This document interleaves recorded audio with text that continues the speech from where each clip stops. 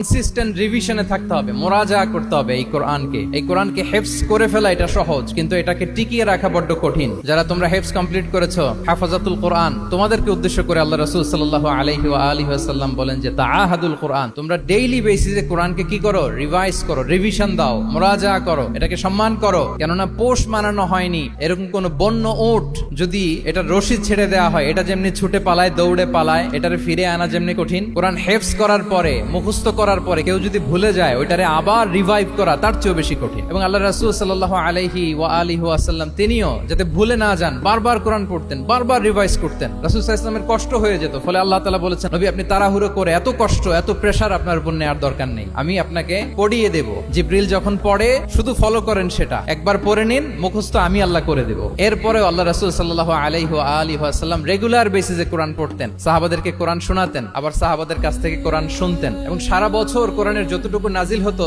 রমাদান আল মুবারাকে জিবরিল আলাইহিস সালামের সাথে রিভিশন করতেন। যে বছর তিনি ইন্তেকাল করবেন, ওই বছর দুইবার তিনি গোটা কোরআনকে জিবরিল আলাইহিস সালামের সামনে পেশ করেছেন, শুনিয়েছেন। তাহলে এটাই হচ্ছে সুন্নাহ। তিনি তো পৃথিবীর প্রথম হাফেজ নাকি? উনি রেখেছেন কিভাবে কোরআনকে? প্রিজার্ভ করেছেন কিভাবে? রিভিশনের মাধ্যমে। You have to revise a lot, you have to recite a lot. এটা আমাদের মনে থাকবে তো নাকি? শিক্ষার্থী বন্ধুরা আওয়াজ করো, মেক এ নয়েজ।